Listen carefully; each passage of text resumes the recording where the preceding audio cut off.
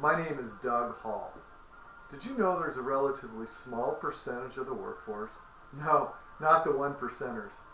20% of the workforce enjoys the work that they do while making a living. What about the rest of us? Come on, admit it. We're working for that paycheck and benefits. Reality in America trains us at a young age to admire and desire wealth and prestige while we slowly forego our dreams and goals. Fortunately, we have powerful experiences in our youth that help guide us and balance us as professionals.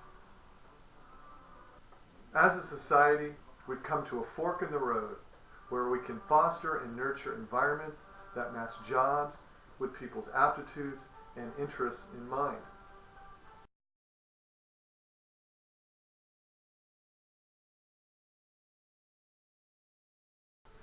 When it comes to our work, quality and enjoyment are two sides of the same coin. There's never been a better time for individuals to lead the way towards abundance and resourcefulness for many, rather than short-term enormous profits for few. Today we're going to cover 3 things that will help us move towards greater job satisfaction. In the first 10 minutes, you're going to learn about an exercise. It's called Creating Your Desires. Second, we're going to do 30 minutes of experiential work so that you can learn one of the steps from creating your desires on a deeper level. Finally, while your peers look on, one of you will be invited to join me for a 15-minute interactive brainstorm about your career. It will give you a unique opportunity to philosophize, amongst other things, about who you are as a professional. So before we get started with creating your desires, do you have any questions? Creating your desires is an exercise to help you reach your goals faster than you normally would.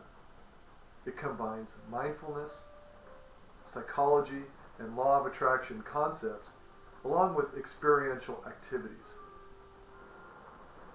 It is both unconventional and practical. The results are often simple, yet insightful. It's important to keep some concepts in mind when doing the exercise.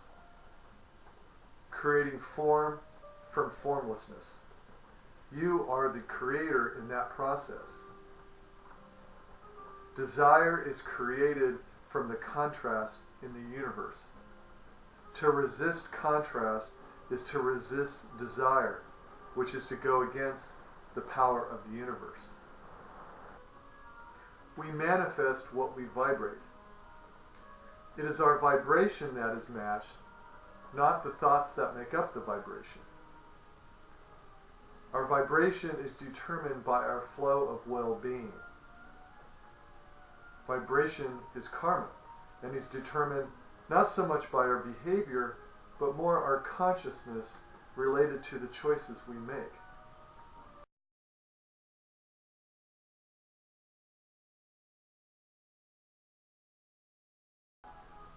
Finally, you be and let the universe do. The exercise consists of 7 steps. The first 3 steps are about well-being. Step 1 is preparing an environment of well-being. Step 2 is establishing an environment of well-being. Step 3 is sitting in your experience of well-being. Steps 4 and steps 5 are about your desires and goals. Step 4 is clarifying and visualizing about your desires and goals. Step 5 is intending and harmonizing with your desires and goals. Step 6 is believing. Step 1 is preparing. And step 7 is refocusing. It's important to prepare an environment of well-being both inside and outside of yourself. Outside can include inspiring surroundings, nature, stillness, non-resistance, undisturbed, and supported by others. I like to go to a park Some of the things that inspire me include redwood trees, hearing birds chirping, a comfortable place to sit away from others, loud noises.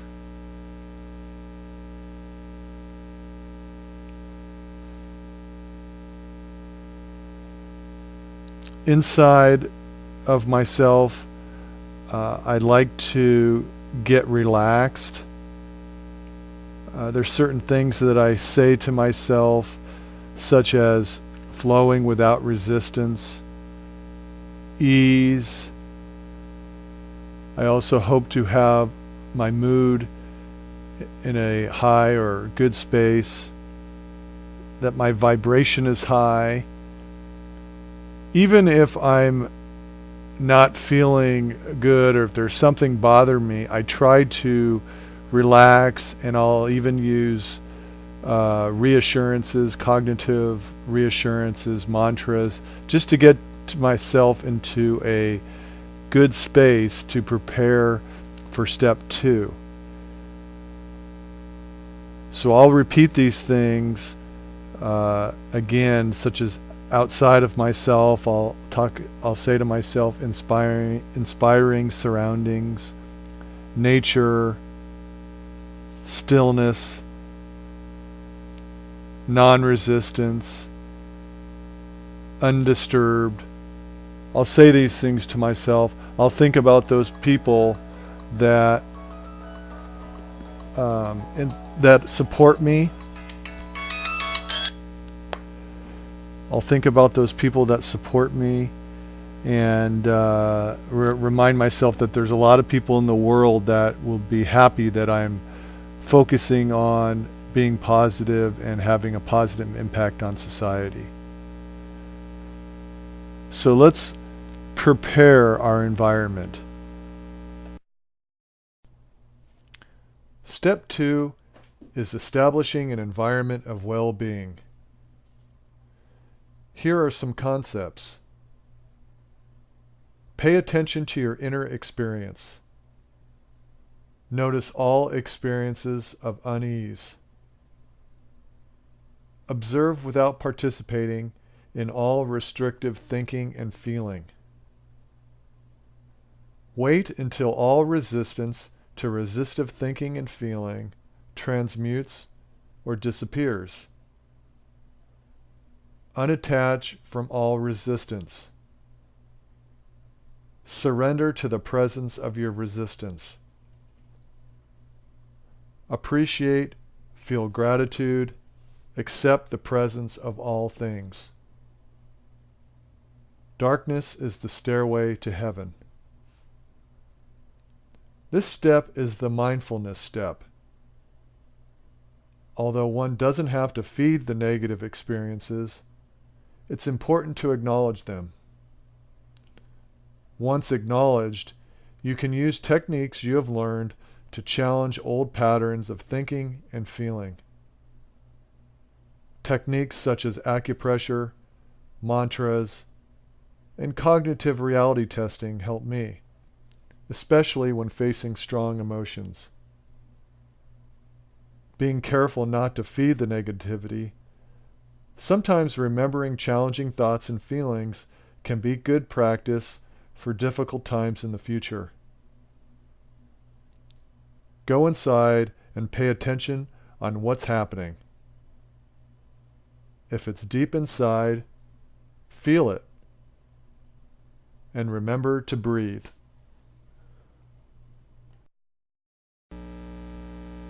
Step 3 is sitting in your experience of well-being. You might notice that this is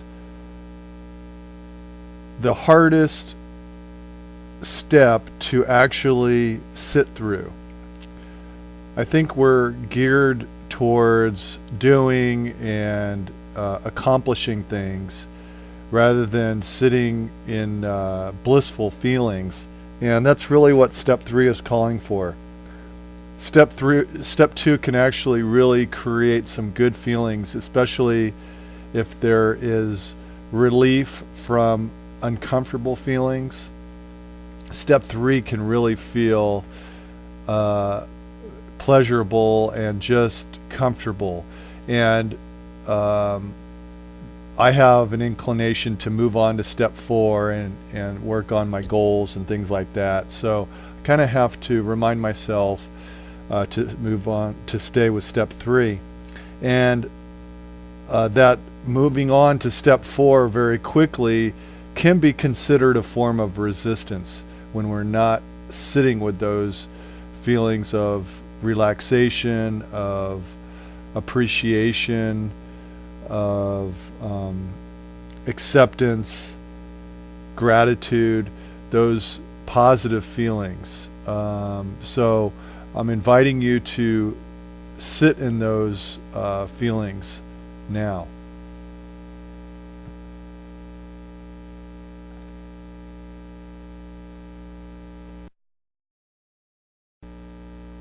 Step four is clarifying, and more specifically, visualizing and getting clear about your desire. Be specific or generalized. Specific would be something like money. Generalized is something more about abundance.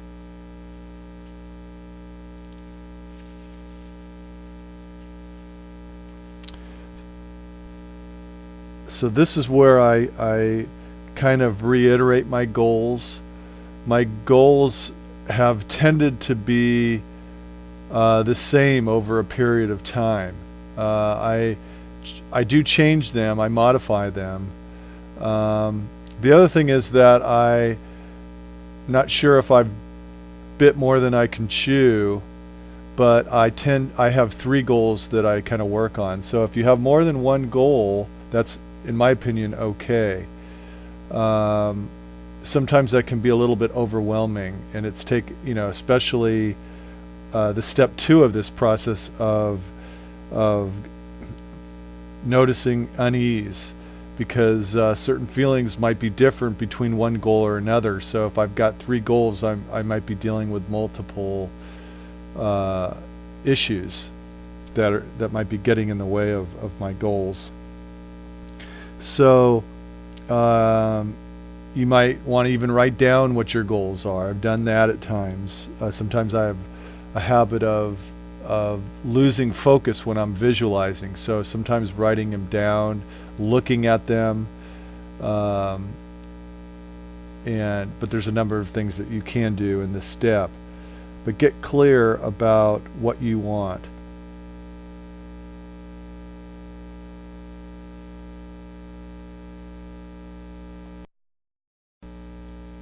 Step 5 is intending, getting in harmony with the desire. To create what we desire, we must be in an experience that harmonizes with the desire. Visualize, pretend, interact with the desire as if it is already here. Allow your passion and excitement to flow while interacting with the desire. So, for example, if money is a goal of yours, one of the things you might do is visualize, checking your online account, your banking account, and seeing money in the account, depending on how much money you want to make.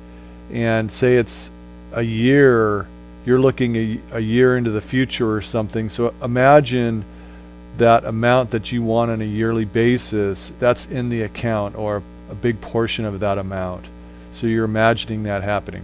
Imagining being able to purchase things that you would want to purchase based on the fact that that money's there. Or imagine you've already purchased those things.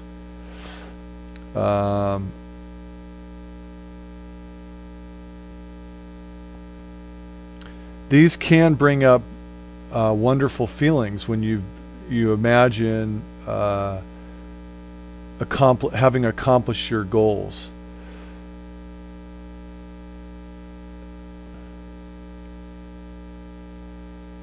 I even say these words to myself, visualizing, pretending, interacting with the desire as if I'm already here. This is a long exercise. This exercise can take several hours, or it can take 15 minutes, depending on how you want to spend your time with it. And so sometimes I'll even jump to this part of the exercise first if I've stopped somewhere else a day earlier or earlier in the day. So play with these steps, experiment.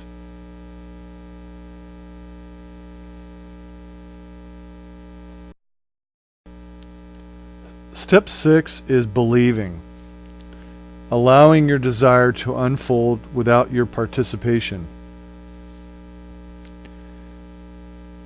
The universe takes care of the details. Law of attraction will sort things out and establish the match with your desire. Step 6 can be an uncomfortable step for people because it really gives up control. We think we have control, but from a mindfulness or Eastern philosophy, we really don't have control. The universe kind of dictates how things happen. So this exercise is really about hope and trust. And we do our best, but then we let it go. I've heard famous professional golfers, when they hit a putt and it doesn't go in, they say they didn't miss the putt. They hit the putt perfectly or the way they wanted to, but it didn't go in because it may have hit a rock or something out of their control happened, a gust of wind or whatever. So who knows? You might be wanting to make $1 million and you end up making $2 million. That's what the universe has provided. So we have to kind of let go and hope that we get what we want. So let's, one of the things you can do is just say these things. The law of attraction will sort things out. The universe will be taking care of the details.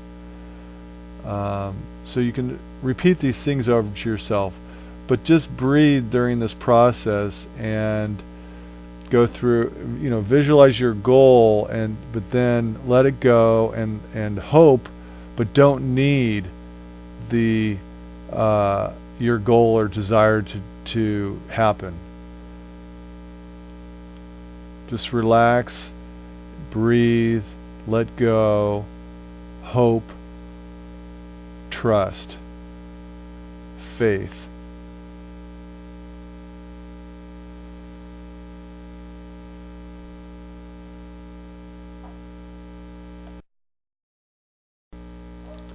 Step 7 is staying focused and excited about the journey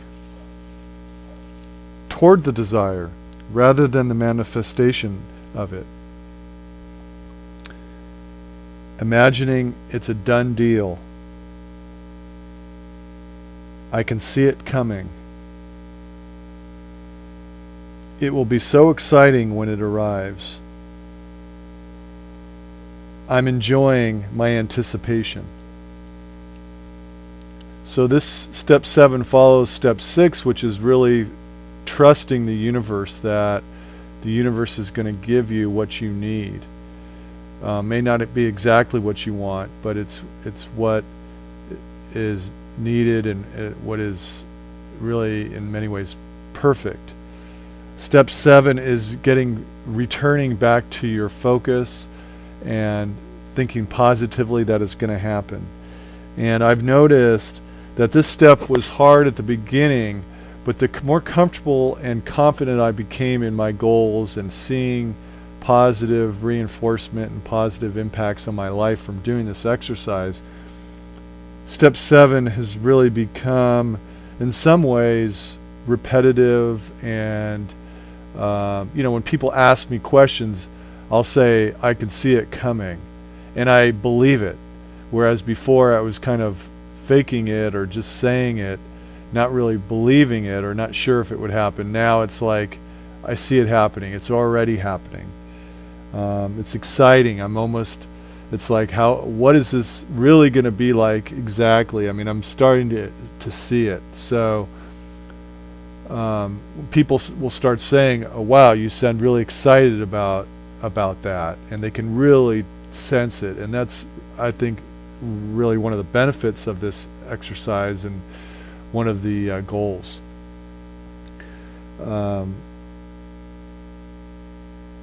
One other comment too is, you be and let the universe do. So this exercise is really a passive exercise in some ways. It does call for action once one has dealt with the emotions that may get in the way, but it's really about being mindful, and which was really nice for me because in some ways it was easier. It didn't take anything to do. It didn't take for me to make more phone calls if I wanted to be successful in sales. Really called for me to deal with the emotions that were getting in the way. So this is really a passive activity, challenging old tapes and then taking action, which I'm still, working on and getting clear about. So step 7, focusing.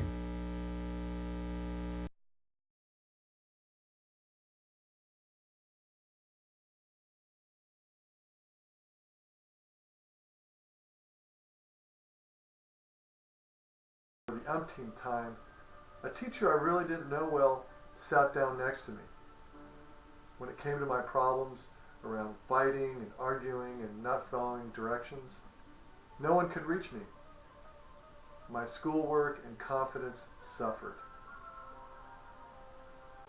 It wasn't so much what she said or why. Looking back over the years, starting in my own therapy, related memories, usually positive and spiritual, surfaced and still do. What seems important is how the experience felt then and how the memory feels now. Time and time again, however, it became apparent my life took on a new direction from that moment on the bench. 15 minutes. It is said that Native Americans could tell early on what jobs the children would later do in the tribe. In today's job market, especially corporate America, our natural talents and things we find enjoyable to do aren't desired or encouraged.